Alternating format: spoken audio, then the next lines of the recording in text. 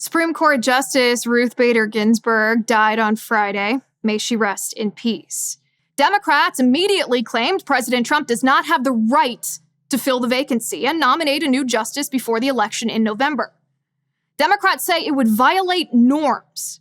And then leftists threatened violence if President Trump exercises his constitutional authority to nominate a new Supreme Court justice. Here's 5 things the Democrats and the mainstream media won't tell you about this Supreme Court vacancy during a presidential election year. First, Ruth Bader Ginsburg's granddaughter said Ginsburg's dying wish was not to be replaced until a new president is installed. Now, I have no reason to disbelieve that. Ruth Bader Ginsburg was a radical leftist, and President Trump is a conservative. President Trump is pro-life. Ginsburg dissented in the 2007 Supreme Court ruling that upheld a ban on partial birth abortions. Of course, the pro-abortion Ginsburg didn't want the pro-life President Trump to pick her replacement. And that is the reason why. Her dying wish is not about constitutional norms, it's about abortion ideology. Nonetheless, after President Trump said he will nominate a new justice, and Senate Majority Leader Mitch McConnell said the president's nominee will receive a vote on the Senate floor, Congresswoman Alexandria Ocasio-Cortez said, "This is a man who does not care about a dying woman's final wish." The very last dying wish of RBG was that her vacancy not be filled until the new president takes office in January. That was her dying wish. Tonight, Mitch McConnell publicly, the night of her passing, he couldn't wait 24 hours, issued a statement saying that he was going to give Trump a vote in violation of her dying wish. People can say how appalling, people could say this is horrible, etc. But we know who this man is. We know who this man is.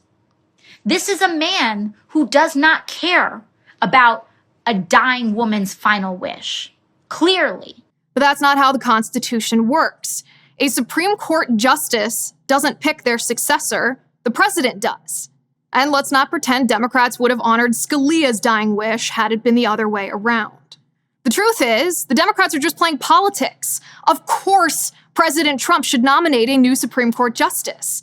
The lives of tens of millions of unborn babies are at stake. President Trump is the chief executive of the United States of America. The power vested in him by the Constitution gives him the authority to appoint a new justice to the highest court in the land. Period.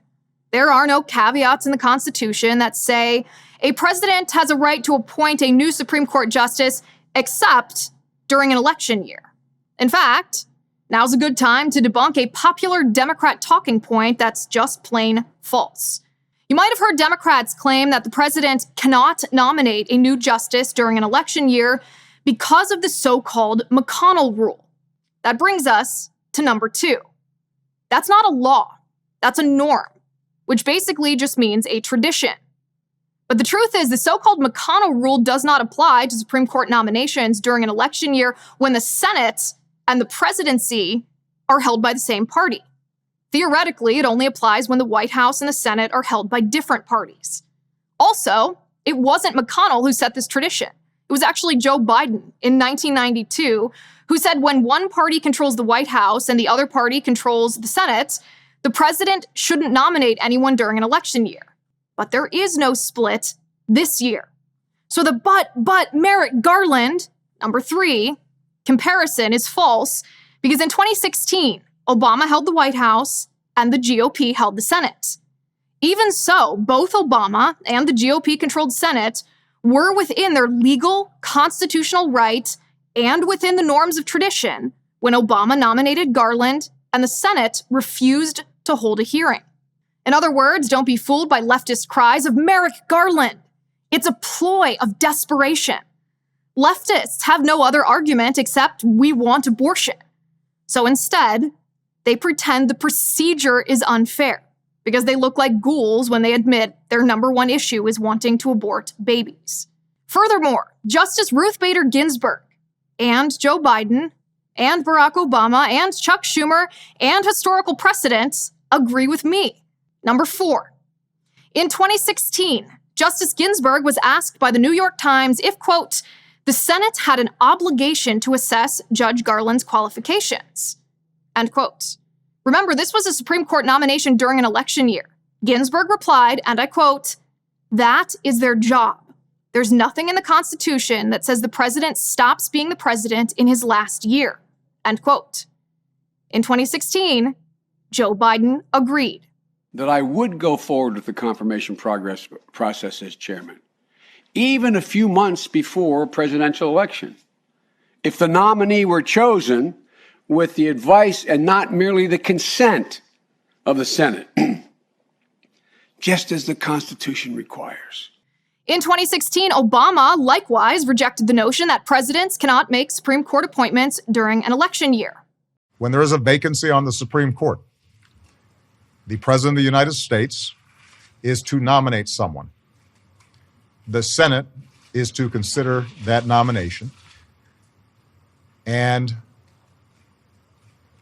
either they disapprove of that nominee or that nominee is elevated to the Supreme Court. Historically, this has not been viewed as a question. There's no unwritten law that says that it can only be done on off years. That's not in the constitutional text.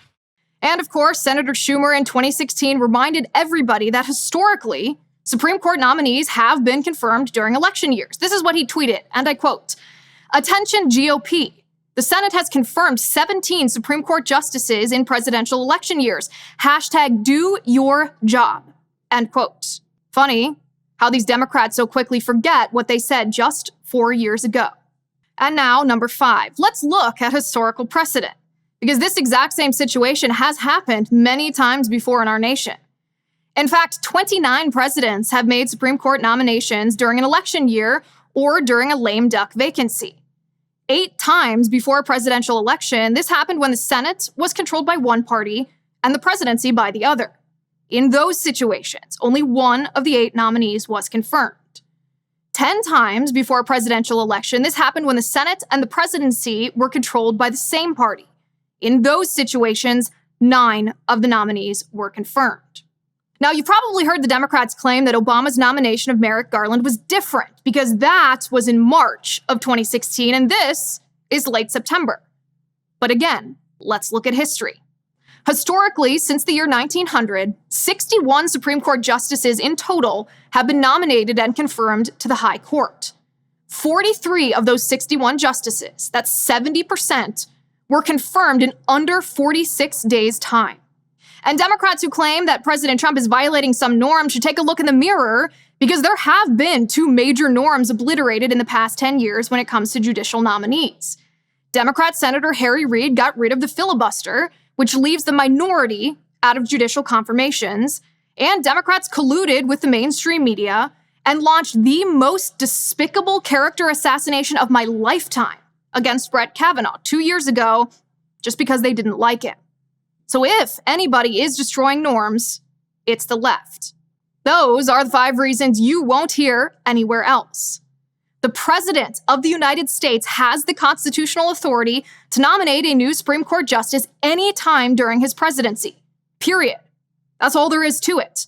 Of course, President Trump should nominate a constitutional conservative, and Senate Republicans should confirm her.